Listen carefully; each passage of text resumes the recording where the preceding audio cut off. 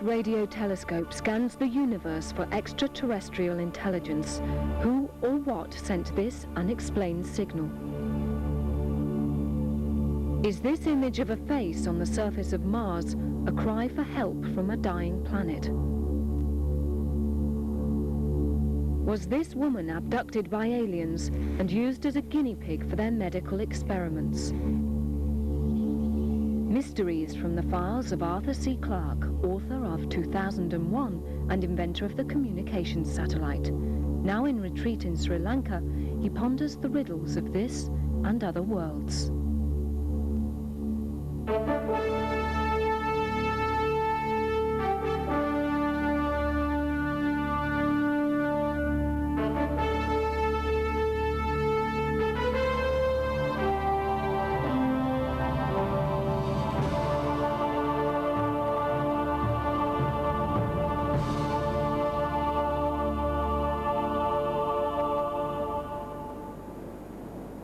I'm helping to launch a new Japanese TV channel.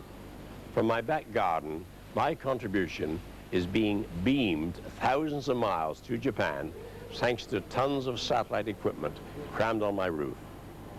But it won't stop there. All our radio and TV travels onwards to the far corners of the universe. It's an extraordinary thought that intelligent beings may be watching us out there. But much weirder is the claim that aliens have come to Earth and are abducting human beings for peculiar scientific experiments.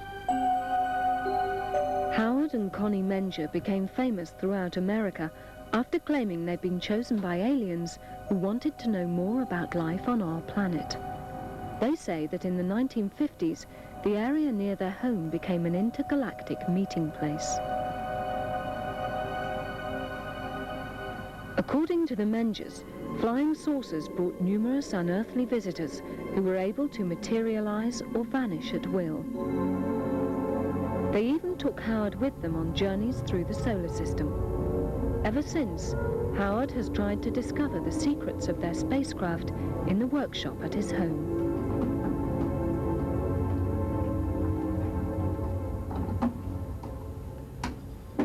This is a poor, low-grade model of an Earthman who built this trying to simulate what they have. Let me put it this way. This is what you'd call a Model T Ford as compared to their Rolls-Royce. The walls are luminescent. There is a circular panel of men sitting around watching what we call television, but their monitors, they're far beyond us. The women were about 5'6". The men ranged over 6 feet, very similar to us. They all had long hair, mostly blonde. The women were beautiful. They had a glow about them. They were angelic. I keep saying angels because I think they were angels. What made me so sure they were aliens? I think because they came down in a craft unknown to this planet. They cancel out gravity. It's not a jet, it's not gasoline, it's not explosive in any way. It's canceling out gravity. It's an anti-gravity machine. It could even be a time machine. They could be time travelers. They're way ahead of us. Howard's experiments progressed from launching simple rings to powering model spaceships. Well, people were saying, how come the ring goes up and comes right back down again? He says, can't you do something to keep it up there and flying around the room? So I did. But the trouble with flying around the room, it would hit you in the head and it's no control, and the first model broke against the ceiling. So I built this and I tethered it down. I had a wooden guide to keep it going where I want it, not where it wants to go. And here's a good example of it going up and staying up.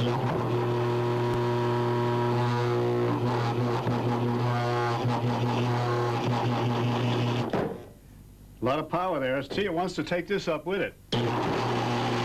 But I believe within the next 10 years we'll be on Mars and we'll be going other places. There'll be a movable space station. And we'll be getting technology in that would be fantastic to people of today. Betty Hill claims she and her husband Barney were abducted while driving through New Hampshire in 1961. Her full story was only revealed when she was hypnotized. She said a spacecraft blocked the road in front of them. She and Barney were taken aboard by its crew of aliens.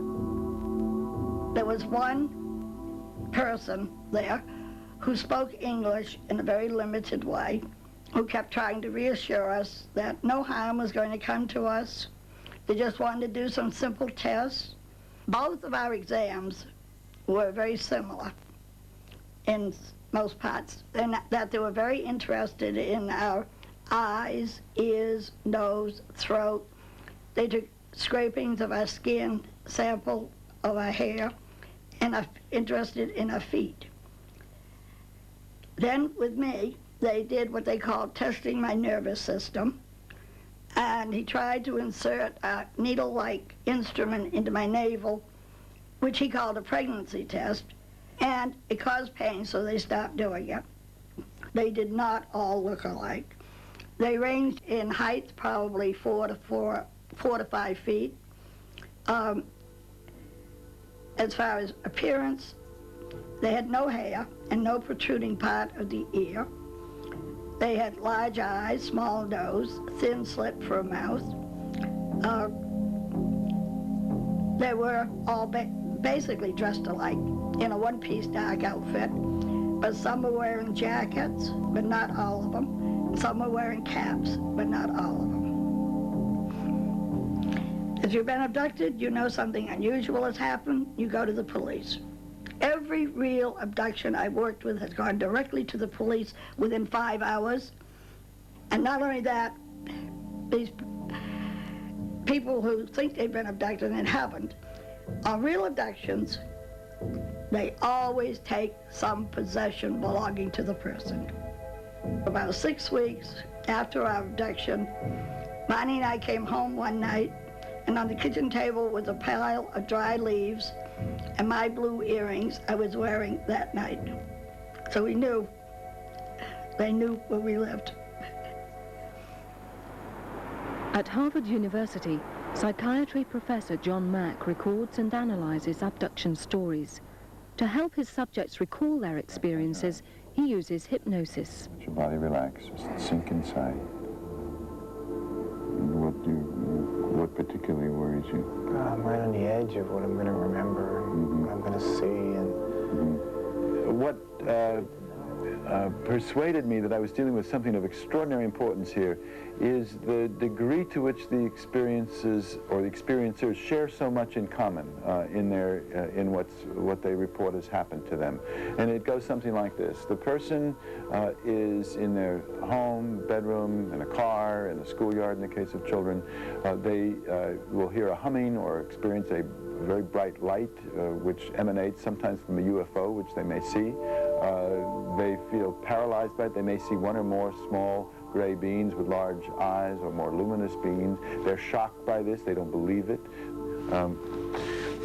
There's a drawing here which was made by one of the people that I've worked with. They're 3.5 to 4 feet tall. They have these large pear-shaped heads, these huge black eyes, which is the most compelling feature.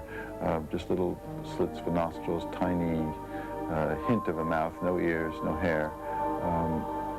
Wearing a single garment, a tunic, communicating telepathically. Inside the ship, they are gazed at by these beings.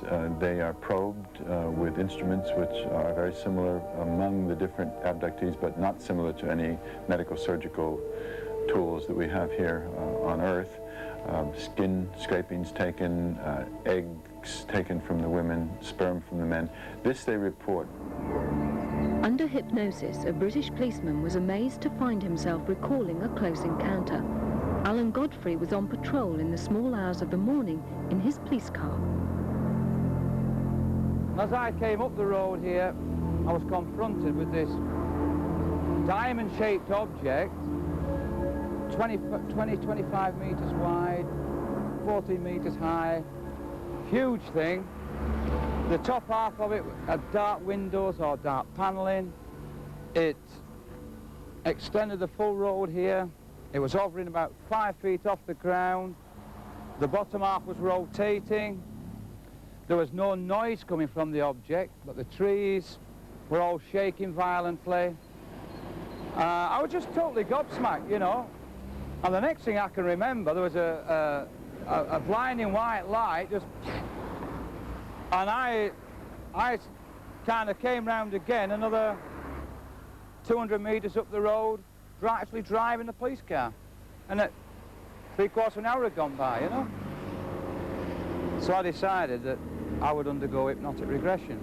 And what I'd said under hypnosis absolutely amazed me. I described being taken aboard the craft.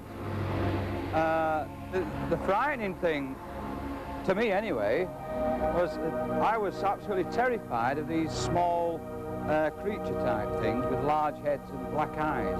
I described their heads as being of a lamp shape, like a light bulb shape, with these black eyes. People say you can lie under hypnosis. Well, I have no reason to lie. All I wanted, in fact, the only reason I did the hypnotic regression was for the truth. And the truth sometimes very hard to believe. In Kentucky, Dr. Robert Baker avoids hypnosis when he interviews people who claim they've been abducted. Louise Smith says she and 2 friends felt something strange and frightening had happened to them after a night out. Just describe what happened. The women's journey home had taken much longer than they expected. I felt so dirty. I just felt like I felt dirty, even though I'd taken a bath to go out to eat. And Elaine and Mona said they felt the same way. So I went into the bathroom and I washed. I proceeded to wash my hands and face, and when I did, I burned as if I was just, it was just real hot. The night that it happened, we had called a neighbor of mine over and told him that something had happened and we didn't know what. We saw this thing. We just described we saw this thing, and he said, what thing? And he said, well, since you're all artists, don't say it in front of each other. One go in one room, one into another, and one into another, and you draw what you saw. And when we came back, they were almost identical. What did you draw? Did you draw it for me? Yes, I'd be glad to. This will be a rough sketch. Sure.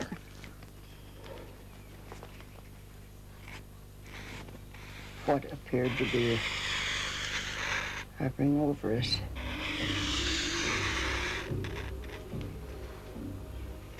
This was a bright light here, as if it was silver on top.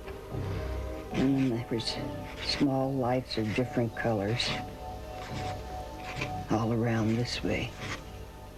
All underneath or around the ship, as I call it, the ship. Do you have any idea how big did it appear to be? Well, I'd say as big as a football field. That's the way that I described it. Very huge, large. Very large. Yes.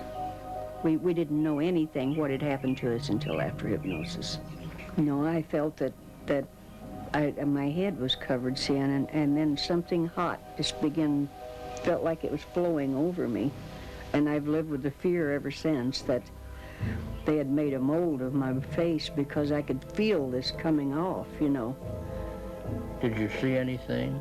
I kept begging, please let me see something, and that's when I began to get real agitated because I wanted to see where I was at and what was going on.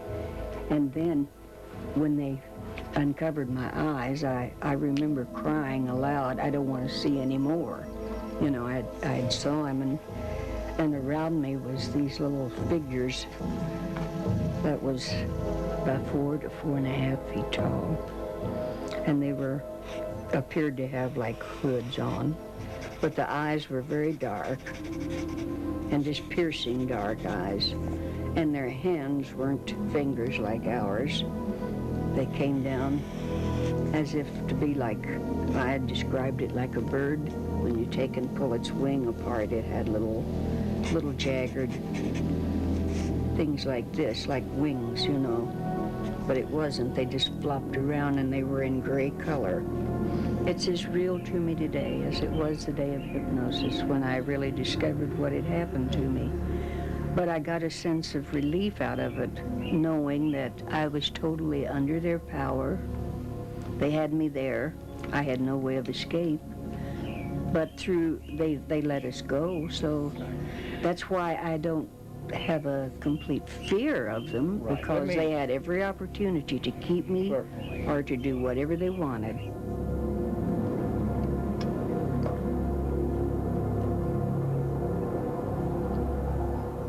As well as questioning Louise about her story, Dr. Baker investigates the field where the women say the spaceship hovered. His report is skeptical.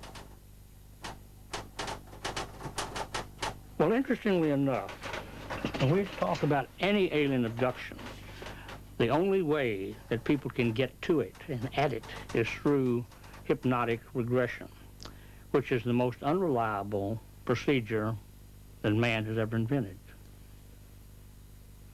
Because once that you are in this state of high suggestibility, you can't tell the difference between your memory, what really happened, and what you think or imagined happened. I think they had what was called a hypnagogic hallucination. This means that when you get tired and are falling asleep, in the process of falling asleep, you see some very strange things. You see lights coming towards you. Feel like you're being engulfed by a very bright light. You see faces on the walls. You see things coming through the walls at you, and so on. We should always be wary of stories told under hypnosis, even to researchers with the best of credentials. It's almost impossible to avoid putting ideas into people's heads or to eliminate deeply embedded fantasies. I can give you an example of my own.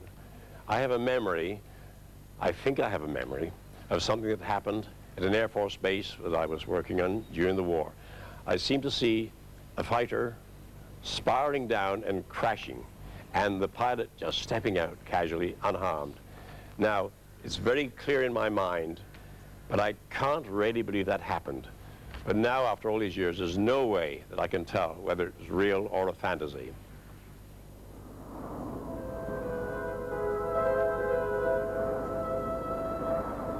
NASA's Goddard Space Center near Washington is the workplace of a man with a mission. Vincent DiPietro lives and breathes the mysteries of the cosmos. My main interest and hobby is space. I collect all sorts of data sheets and pictures and whatever I can get my hands on about the planets, specifically about the planet Mars, since I'm so interested in this one place, because we can actually land there. And the more I keep investigating this place, it looks like that at one time it was very Earth-like. From the day he heard rumors of a face on the Martian landscape, DiPietro was hooked. I went over to the National Space Science Data Center on Goddard and thumbed through their catalogs of press release photos, and sure enough, found this photo that was labeled HEAD, H-E-A-D. And sure enough, when I looked at it, it did look like a face or head. That's when I became interested. I said, okay, now I've seen the picture myself, give me the data. It looked like a face to me. I mean, if it looks like a face, maybe it is a face. And if it is a face, what put it there? Who put it there? What did it? Was it natural? Was it such a quirk of light that the wind and the whatever climate or weather that was present on Mars have put all these things in a magic wand and created a face? Could it have been that, or could it have been that some outside intervention did this thing of putting a face or carving this thing or whatever? And I just had to know. So that's when I began to go after the scientific data. It's a large object. It's undeniably very large. It's a mile across. We've designed some computer programs to actually take the raw data and make pictures of them and present them on the PC, on the computer. For instance, if we replace some of the pixels in the eye cavity, in the center of the eye cavity, I replaced some of the pixels in the very center with red, and then coming out further with green and then with blue. You can see that there is a definite dome or round shape within the eye cavity, which in my interpretation might resemble something that looks like an eyeball. We have so much evidence that this is not a natural formation. We found teeth in the mouth area. We found a hairline that goes all the way around. We found symmetry of the object. All of these things say that there's too many coincidences. I wish I knew who made this thing, but I don't. I can only speculate. I mean, we're really grasping now for the stars here. The planet, as we know, used to be much different than it is today. It had abundant oxygen, had an atmosphere, had water, it had oceans, it had everything that Earth has. Perhaps the planet was dying, and this may have been a message to anyone who came from afar to let them see that there was someone down here, and please come and help us. Well, the face on Mars is undoubtedly real. It's recorded on computer tapes and photographic film. But what made this extraordinary formation? The tentacles of alien beings or the vast sandstorms that rage across the Martian desert? Here on Earth, there are countless examples of nature's artistry. My favorite is Point Bernard Shaw, a Canadian island shaped just like the profile of the famous writer. I'm quite certain that the Martian face is just another of nature's little tricks, but I hope I'm wrong. We won't get the final answer until there's a closer survey by orbiting spacecraft, or until men and women set foot on the surface of the red planet. Every 22 seconds, this radio telescope scans 8 million radio channels at once. It's searching the heavens for signals in the hope that these will help scientists find intelligent life somewhere in the universe. Paul Horowitz could be the man who discovers it. I'm convinced that there's life out there and that it's probably transmitting to us specifically, perhaps, or just transmitting generally in the galaxy, waiting for civilizations that reach technological maturity to look for the signal, to find it, and to respond on some time scale. I'm convinced that Earth will establish contact through this means, or something similar, sometime. Well, in now almost 10 years of running, we've found definite signs of intelligent life. But that intelligent life happens to be Earth-based. We see many signals each day, each minute, from the multitude of radio transmitters, radars, broadcast stations, and so on Earth. And the major problem in this business is sorting through this thicket of signals, this myriad transmissions of intelligent life on Earth, looking for the one weak signal that's propagated 100 light years from some alien civilization. In all the years of searching, only one signal has come through the weeding out process. But this tantalizing call from the cosmos was never repeated. This is some archived data from the 9th to the 11th of September in 1988. This is when the strongest signal of our 5 years of running came in. And I'm going to take this data, sort it by signal strength, and here we see the signal much stronger than all the noise. One isolated strong signal. Let's take a look at what it looked like. And now I'm going to display exactly what was on the screen, complete with graphs. Here's the full 8 million channels. Here's the different display of the 8 million channels showing this very strong spike. A blow-up showing nothing but the single strong signal. Any noise nearby is completely suppressed by the strength of that. This signal survived all our culling for the telltales of interference of transmitters, of radars, and all that kind of stuff. We have never once seen one of these signals say hello a second time. We are the first generation, or maybe the second, on Earth that even has the technological capability to engage in this kind of discourse.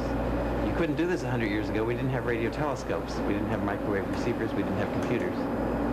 We'd have to be crazy not to try. So my feeling is, how can you not do this experiment when the contact with an extraterrestrial civilization will be the first bridge across 4 billion years of independent life start and evolution. It'll be the end of Earth's cultural isolation in a very deep sense. It'll be the greatest discovery in the history of mankind. When a friend of mine became deputy director of the world's most famous intelligence agency, on his very first day in office, he gathered his scientists together and said, "Boys, what's the truth about these flying saucer reports?" And they gave him two answers. One, we are pretty sure there's lots of intelligent life out there in space. 2, we haven't the slightest piece of evidence for its existence. If there really were visitors from outer space, it would be absolutely impossible to cover up such an epoch-making event for more than about 24 hours. Take it from me, unless, of course, you think I'm part of the conspiracy.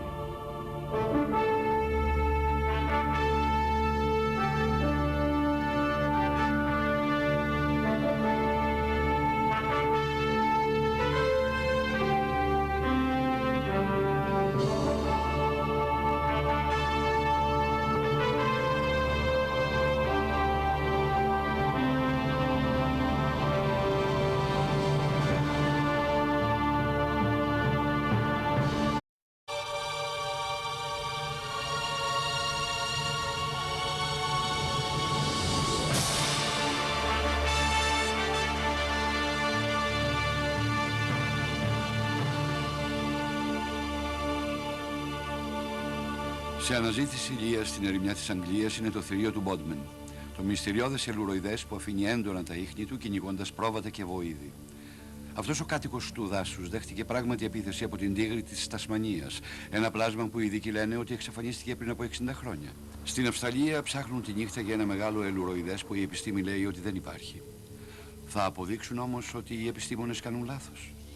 Αυτά είναι μυστήρια από τα αρχεία του Άρθουρ Κλάρκ, συγγραφέα του 2001 και εφευρέτη των τηλεπικοινωνιακών δορυφόρων, που τώρα, αποτραβηγμένος στη Σρι Λάνκα, μελετά τα μυστήρια αυτού του κόσμου και άλλων.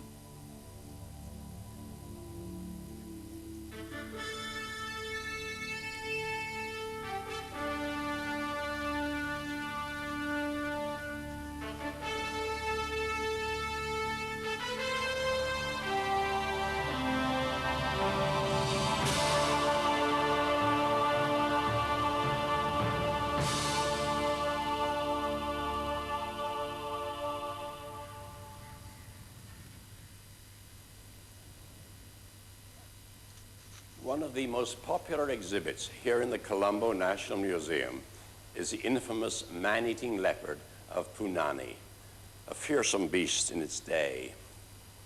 It devoured at least 11 people before being shot in 1923. Fortunately, attacks by the leopards that still remain in the jungles of Sri Lanka are now few and far between. But of course, there are many countries in the world where leopards and pumas are not supposed to exist. Yet, it's hard to discount reports from some of these places that big cats are on the prowl where they shouldn't be. Στο νοτιοδυτικό τμήμα της Αγγλίας, σε αυτούς τους ψυχρούς ρικότοπους, ο κόσμος φοβάται ότι κυκλοφορούν ελεύθερα μυστηριώδη και επικίνδυνα ελουροειδή. Πολύ συχνά όταν φεύγει η ομίχλη αποκαλύπτεται ο πραγματικός τρόμος. Εκατοντάδες αρνιά, μοσχάρια, ακόμα και μεγάλα πρόβατα έχουν γίνει ηλία αυτού του φωνιά. Αυτόπτες μάρτυρες μιλούν για ένα τεράστιο πλάσμα, λεοπάρδαλη ή πούμα. Ακόμα και όταν τραβούσαμε, μια φοβισμένη αγρότισσα στο Bodman εμφανίστηκε ένα θηρίο. I'm seeing a very, very large black cat. Is that the cat that's been killing your sheep, do you think? It's big enough to. It's big enough to be the one. My goodness, it is. Well, I reckon that's the one that's about 6 foot from stem to stern. I've had to sell my sheep. I was losing so many. And it wasn't just the kills that upset us. It was the numbers that were left alive, disemboweled and living. Κάλεσε την κτηνίατρο. We brought in a sheep to us in January that had been killed in a way that I've never ever seen a sheep killed. And it was just opened as if you'd opened it with a knife. There were also signs on the udder of actual claw marks. There were 4 claw marks, one of which had penetrated exactly like a cat claw mark. I can't think what else it would have been. Whatever actually killed this animal must have taken hold of the area under the jaw and just held there. And certainly the big cats always go for underneath and suffocate. So on view of that, I really think that probably it was a big cat of some sort. Η ταινία έπεισε κάποιον ειδικό στα ελουροειδή. Λέει ότι το θηρίο είναι τουλάχιστον 5 πόδια μακρύ, είναι μάλλον λεοπάρδαλη και είναι καλύτερα να την αφήσουν ήσυχη. Όταν η Rosemary Rhodes βγαίνει έξω τη νύχτα, παίρνει πάντα μαζί της την καραμπίνα της. Σε αυτά τα μέρη δεν αφήνουν τα παιδιά μόνο τους να παίξουν στον κήπο. Οι γονείς φοβούνται μήπως τους επιτεθούν οι έλουροι. Ο αγρότης John Goodenough φοβάται ότι το κτήμα του μπορεί να γίνει πεδίο σφαγής, όχι μόνο για πρόβατα, αλλά και για ανθρώπους. They bring these children out for walks on the moors, for a little bit of orientating, you know, to read maps and one thing and another, and they wander everywhere, like, you know. Well, if one got stray and should walk in on one of these things that were sleeping, or if it had youngsters, cubs, could be extremely dangerous. It ought to be caught and disposed of in some manner, whether it is a zoo or send them over to America where they want them in the wild lands over there, because we don't want them. Υπάρχουν αναφορές σε όλη τη Βρετανία για μυστηριώδεις έλουρους, από το Bodmin στα νοτιοδυτικά μέχρι το Barnard Castle στα βόρειο-ανατολικά. Άγνωστα ελουροειδή έχουν εντοπιστεί από το Kidlington στο Oxfordshire μέχρι το Kinderminster στα Midlands. Στην Ουαλία αναφέρθηκε ότι ένας μεγάλος έλουρος επιτίθεται σε κατοικίδια ζώα. Και στο Worcestershire η Sally Dyke θα έχει πάντα τα σημάδια της συνάντησής της με το θηρίο. Στο Eastbourne ο φωτογράφος Terry Connolly είχε μια τρομακτική συνάντηση και στο Ipswich ο Adrian Hunts δεν πρόλαβε καλά να εστιάσει. Από τη δεκαετία του 1960 το πούμα του Σάρεϊ τρομοκρατεί τα προάστια του Λονδίνου. Ο pop star Morris Gibb των Bee Gees ισχυρίζεται ότι το είδε. Στο νησί Γουάιατ οι χνηλάτες βρήκαν αυτά τα τεράστια ιχνιζώου, αλλά παραμένοντας ακόμη ασύλληπτο και συνεχίζοντας το δολοφονικό του ταξίδι, το θηρίο του Έξμουρ διαφεύγει τη σύλληψη. Κοντά στο σπίτι του, βαθιά στο δάσος στις παρυφές του Έξμουρ, ο ταγματάρχης Budget King Frets ήρθε πρόσωπο με το θηρίο. I came out to shut this gate one evening, and as you'll see, there's a path that I keep cut in the woods. To our utter astonishment, I saw a large, black, cat-like animal squatting in the middle of the path. It was squatting like a cat will squat in front of a fire, and it had a cat-like face, a round, flat face with pointed ears.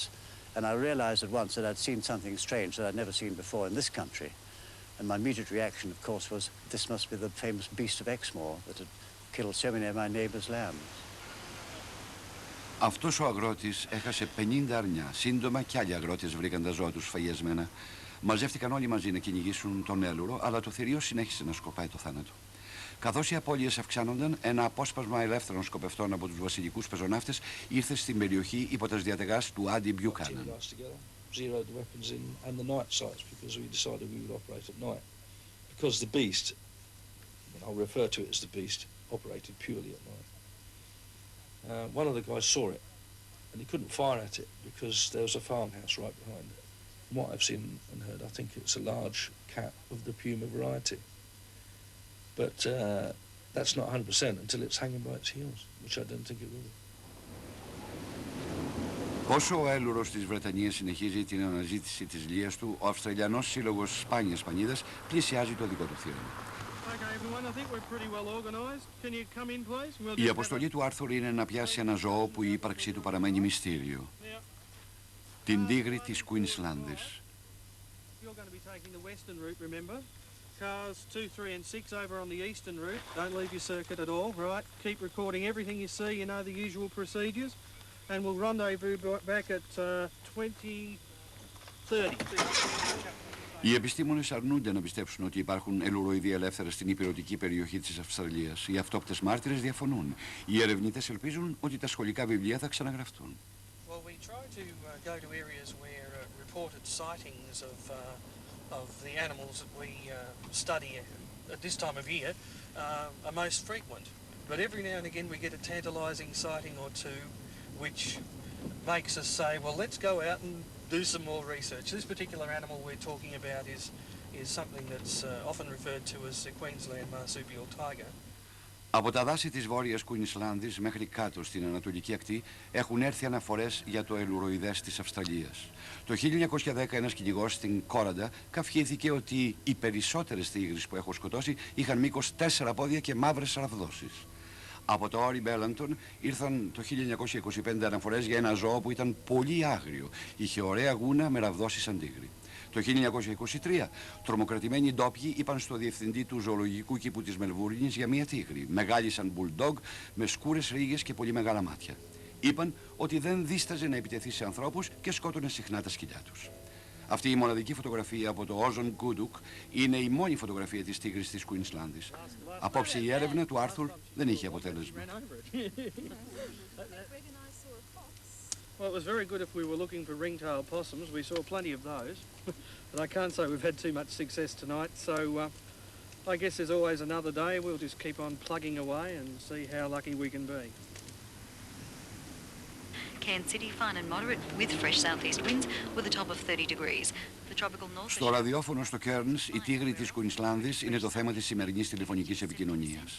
At 9:05, it's 26 degrees. Either was a myth. I don't think it's a myth anymore, because last time I mentioned it, we had about half a dozen calls from people who swear they have seen this creature in a limited area, fairly small area here in far north Queensland. If you're one of those people, can you give us a call now and give us a bit of a description of that beast, the Queensland tiger? Hello?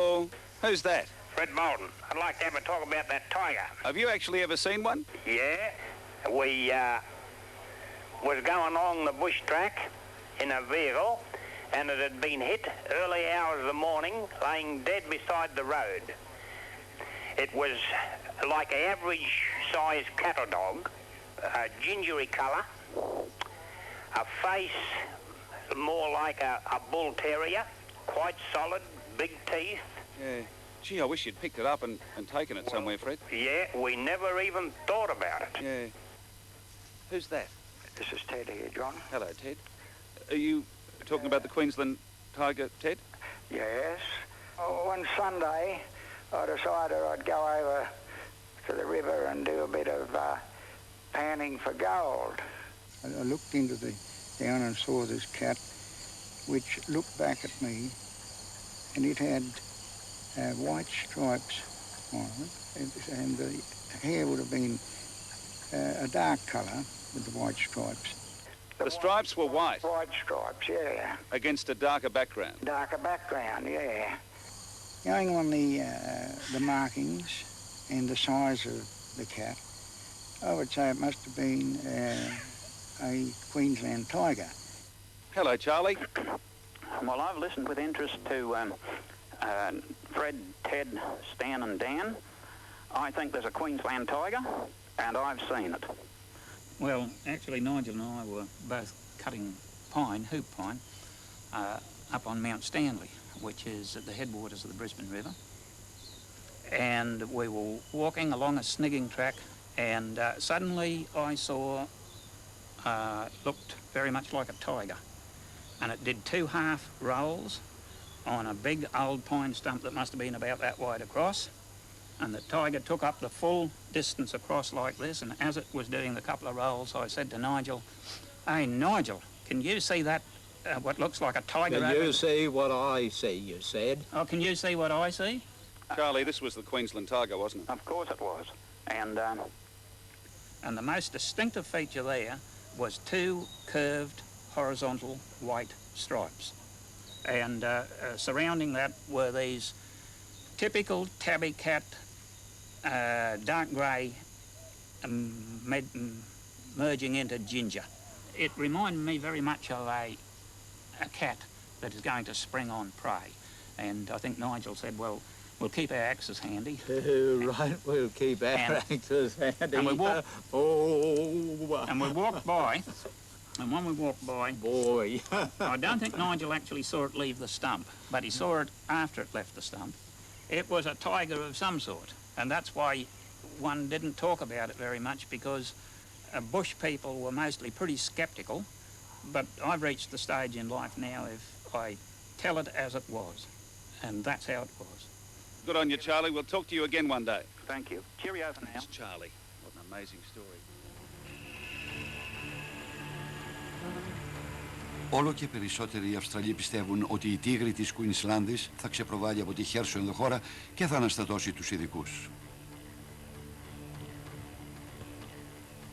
As for the possibility that some countries may be harboring cats unknown to science, that could well be the case. Every few years, zoologists are surprised to discover quite large animals previously unknown to them. They're usually quite well known to the locals and indeed are often eaten by them. Στην Τασμανία υπάρχουν παντού πράγματα που θυμίζουν την τίγρη της Τασμανίας, αλλά όχι και το ίδιο το θηρίο. Το τελευταίο πέθανε στο ζωολογικό κήπο του Χόμπαρτ στη δεκαετία του 1930. Από τότε έχει εξαφανιστεί επίσημα.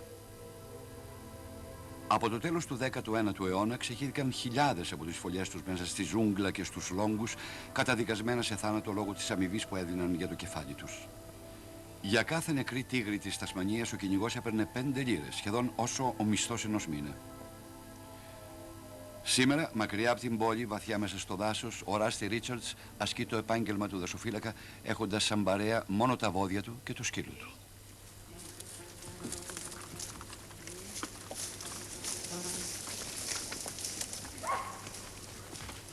Well, it was funny feeling. Seems like a full hair stood up in the back of your neck when you see something you've never seen before. And I see that every other animal in the bush, you know, who's standing on the track. He's about the first metre of that tree away, and he's had his head turned back and his little brick ears stuck up like that. I couldn't tell what he was till he turned round, and when he turned round, he had the thick tail and the long brindle stripes going down him. I knew no one would believe me when I told him, but I didn't worry about it. That's all there was about it. Έχοντας περάσει όλη του τη ζωή ταξιδεύοντας, ο Χάνς Νάρντιν έχει δει πολλά παράξενα πράγματα. Μια νύχτα στο δάσος της Τασμανίας ξύπνησε στις 2 το πρωί και άναψε τον προβολέα του. I saw an animal about the size of a Labrador, greyish coat, which was of course sopping wet. You could very clearly see the stripes on his shoulders, which I counted. There were about 12, where they faded out towards the back. And he had that characteristic big diamond-shaped head of a Tasmanian tiger, and at one moment he actually dropped his lower jaw and his tongue fell out, and he slightly turned his head. I could see his teeth, and he just stood there. Well, it was one of the highlights of my life. It was just blew my mind. Ο Μπομπ Γκριν ήταν κάποτε έφορος στο Μουσείο Λόσενσντον στην Τασμανία. Από όλα τα στοιχεία που του παρουσίασαν, το πιο παραστατικό προέρχεται από το Λόιντ Ποκ που ζούσε στο δάσος και το άλμπουμ με τις φωτογραφίες. In all these prowling that you've done over the years, Lloyd, how close have you got to him? What's the closest you've ever been? Well, I've actually had one in my hand, Bob. I've got photos there somewhere. I jumped on him over the top and scruffed him like around the neck like a dog, but I found out he had no loose skin there, and I had to really dive the fingers in and crouch down on top of him to hold him down. And I had my legs and knees a little bit far apart, and he kicked up his hind legs, and that's where he caught my arm, so it ripped my jumper. See what you think of this. Fella brought me this a while ago, and he said, "What do you think of that?" And That's a ripper. that's Oh, God, that's nearly conclusive evidence. well, you can't imagine. You can't imagine anything else from right? anything else, No, can no, you? no. You don't see them every day, though. They're not an everyday thing you see in my the bush. word. No, well, that came from out the other end of Tasmania. Το νησί Μαράια είναι πέρα από την ακτή της Τασμανίας. Εδώ ένας ειδικός στην τίγρη της Τασμανίας έχει ετοιμάσει ένα ειδικό χώρο για αυτήν. Για τον Έρικ Γκάιλερ αυτό είναι απόδειξη της πίστης του. Γιατί την αναζητάει μια ζωή, αλλά δεν την είδε ποτέ. We would have somewhere to put a pair of Tasmanian tigers if we were lucky enough to catch them, or if somebody produced a pair, we would have somewhere to put them. Then we looked at this island, which presented everything we wanted. It has open grasslands like we have here. At a long point further down, it has savanna woodlands, it has mountain tops, it's got a range of the habitats that you get in Tasmania, and it had enough food in the form of wallabies, which they fail to seem to feed on. We're getting fewer and fewer reports of the animal, and I think it's very, very, very much teetering on the edge. It's very, very dodgy. There's no point driving in a vehicle because you don't see footprints, you don't see signs, you don't hear anything. So you just walk and walk and walk, and I've walked over most of Tasmania looking for the darn thing without any success. Get a bit depressed at times. I'm sure that in some cases people really are seeing big cats. In Britain, in the 1970s, a law was introduced to regulate the keeping of dangerous pets. Sadly, as a result, some big cats were released into the wild by owners who were unwilling or unable to obey the law. Στη Βόρεια Σκωτία ένα θηλυκό πούμα έπεσε σε μια παγίδα. Αυτός που την έπιασε την ονόμασε Felicity και της βρήκε σπίτι σε ένα πάρκο άγριων ζώων. Και στο νησί Wyatt, ο Στιούαρτ Σκίνερ σκότωσε μια ασιατική λεοπάρδαλη, η οποία κάποτε ήταν κατοικίδιο ζώο.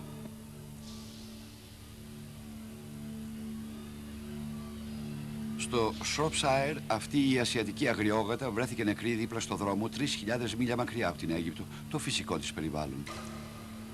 Ο ζωολόγος Καρλ Σούκαρ πιστεύει ότι μπορεί και να διασταυρώθηκε με ντόπιες κατοικίδιες γάτες.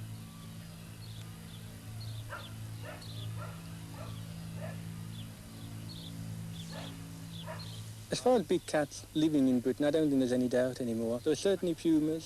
There is a large type of black cat, which the black panther, the all-black version of the leopard, is the closest fit. There are other jungle cats, certainly. There are a smaller type of spotted cat called the leopard cat, and quite possibly the lynx as well. So there are quite a range of different cats living in Great Britain at the time, all of which have escaped from captivity. Ο τοπικός κτηνίατρος Γκάρεθ Τόμας πιστεύει ότι ο Τζάσπερ είναι εν μέρει αγριόγατα. I was impressed by this little cat when he came into me for neutering very soon after I was presented with the jungle cat. And he's had such striking resemblance in many respects that I immediately sort of put two and two together and possibly made five. I don't know, but... Well, I don't think so. The markings and so forth, the actual shape and facial markings are very, very similar. I think it's a bit too much of a coincidence for the two to be in the same region at much the same time. Στο Μπάνκορι της Σκωτίας, ο υπαρχιφύλακας Eddie Bell πλησιάζει το φωνιά. And why are you heading for the Institute? Well, believe it or not, I've got a sample of dung in this tub, which we hope has come from a cat. It was found next to a dead sheep last October at Barnet Castle in County Durham. The sheep had been killed, we think, by a large predatory animal, probably a cat. So we're hoping that this dung's also come from the animal, and it'll prove beyond doubt that whatever killed the sheep was in fact the cat.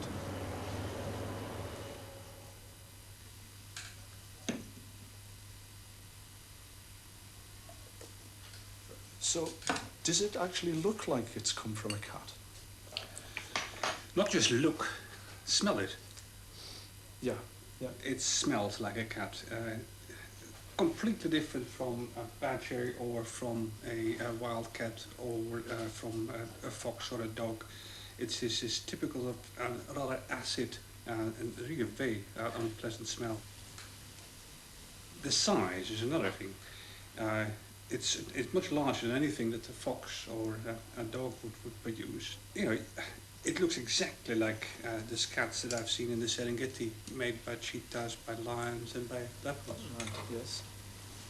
So, are you surprised to find something like this coming from England? In England, yes, absolutely. I mean, this is totally out of context, basically. If I'd found this in East Africa, there'd be no doubt that this leopard or lion or cheetah or whatever. But in England now, this shouldn't happen. So many of us now live in cities that we're shamefully ignorant of the multitudinous creatures that share our planet. So it's not surprising that some big cat reports turn out to be hilarious cases of mistaken identity.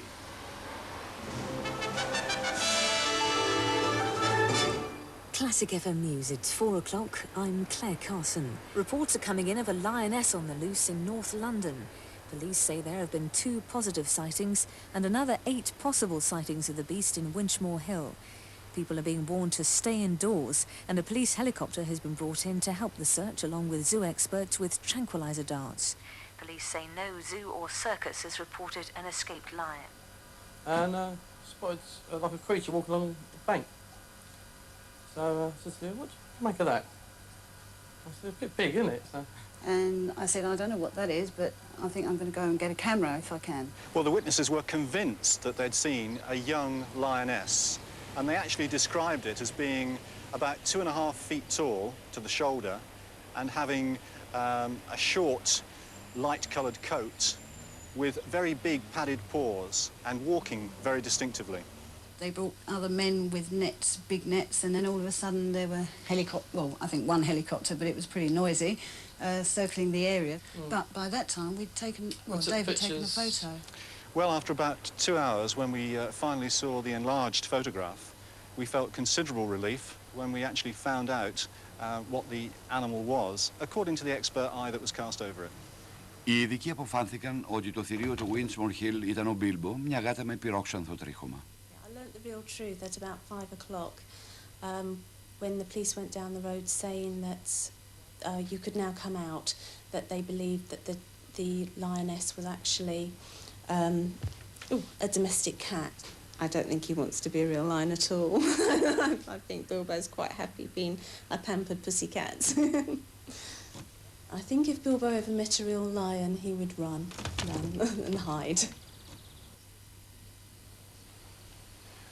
I hope that some of the big cats now being hunted will indeed prove to be of an unknown species, or even creatures that have defied extinction. But I've one plea to the hunters. If you do see a mysterious big cat, by all means shoot it, but with a camera, not with a gun. Please don't make it really extinct.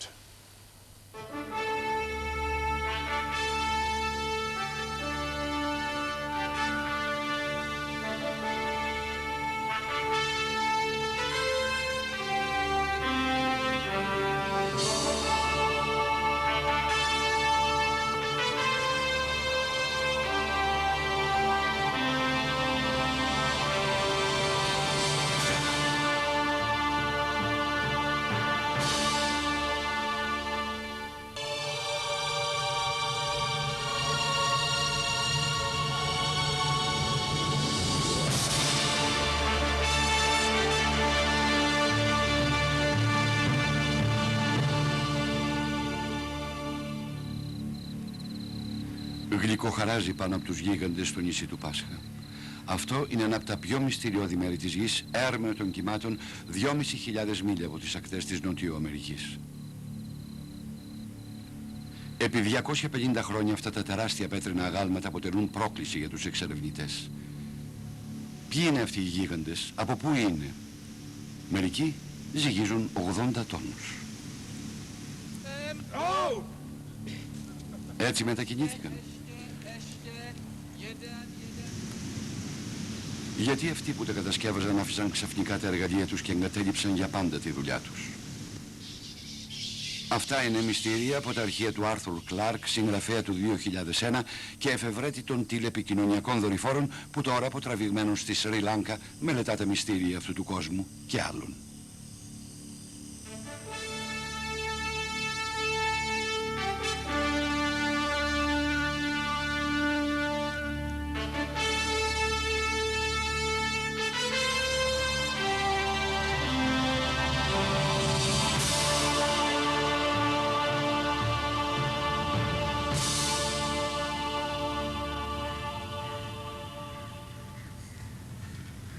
There can hardly be a place on Earth that's been as extensively studied as Easter Island.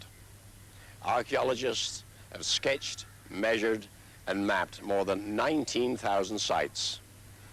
But they had to jostle for space with anthropologists, agriculturalists, historians, seismologists, and plane loads of other experts, not to mention TV crews. But no one can hope to answer the central riddle of this mysterious island. No written history from the age of giants has ever been found, so we'll never know the purpose of these extraordinary sculptures. Τα αγάλματα πάνω στις πέτρινες βάσεις τους ονομάζονται Μοάι από τους νησιώτες Αραπανούι.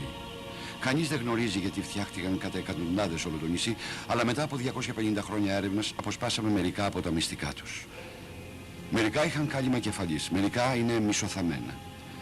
Μερικά κοιτάνε τον ουρανό και μερικά είναι κατά ομάδες. Για την ανθρωπολόγο Τζόαν Βαν Τίλμπεργκ αυτός είναι ένας τόπος προσκυνήματος. Οι γίγαντες λαξεύτηκαν σε βράχο από το ηφαίστειο Ράνο Ραράκου. Αυτό είναι ένα από τα θαύματα του μυστηριώδους αυτού κόσμου. This amazing place is the place of creation. This is the quarry on Easter Island, Ranawiraku, where nearly all of the statues on the island were made. The Rapa Nui people made these statues using a Stone Age technology. They used stone tools and hacked into the stone with those stone tools in a prescribed manner so that it was very clear what each individual was doing. It was a very well-organized work effort. They first sort of hacked out, cut out a rectangular block, shaped it slightly, and then undercut it, moved it out, and began to finish some of the details later. The Rapa Nui people believe the moai are the living face of their ancestors. I think that these moai represent family units and the effort of family units to move forward, to get a position in their culture, to push themselves upward with this huge status symbol that they carved and moved. The longer I work here, the less I know. That much I'm certain about. The more answers I think I've got, the more questions develop.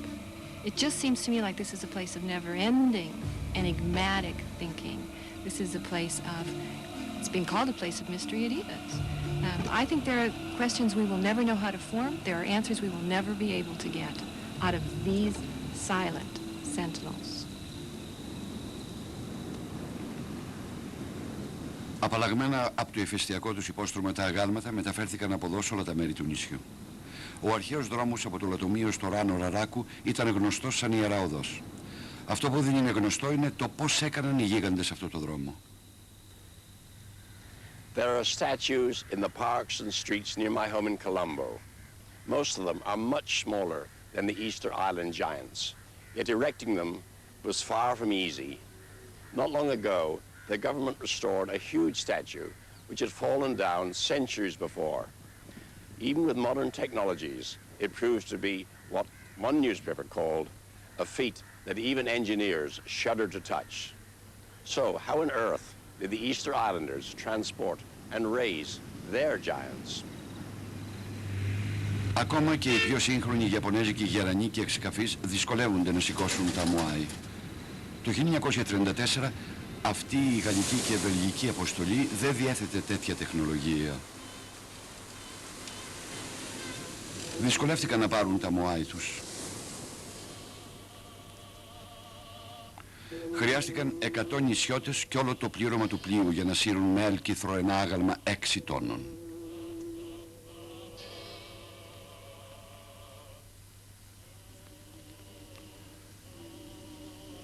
Καταβάλλοντας μεγάλη προσπάθεια, το ανέβασαν με βίντσι στο πλοίο για να το εκδέξουν σε βελγικό μουσείο.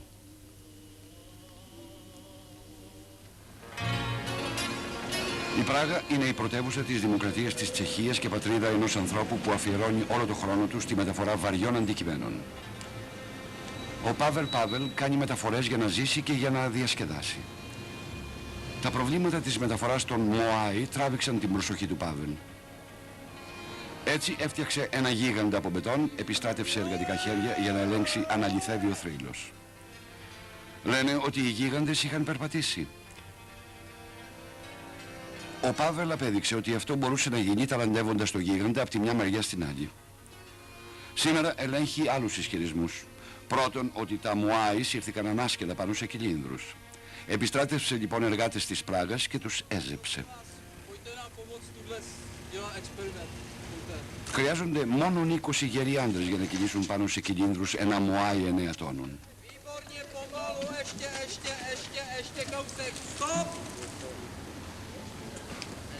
Η βοηθητική ομάδα κουράστηκε πολύ να μεταφέρει τους κυλίνδρους.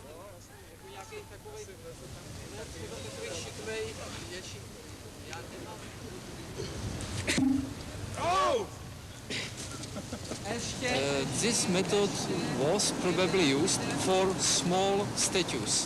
It means between 5 and 10, 15, maybe 20 tons on this train. Now I would like to try experiment to pull statue only on grass, without rolls, without nothing, only on sledge and on grass. I will need more people. In every case, maybe 3 times more people.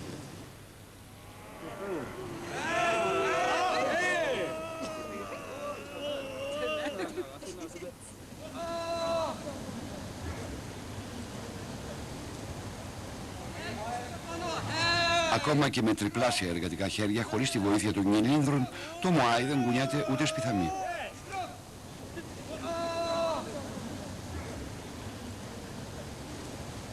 The experiment wasn't successful, but I'm satisfied because we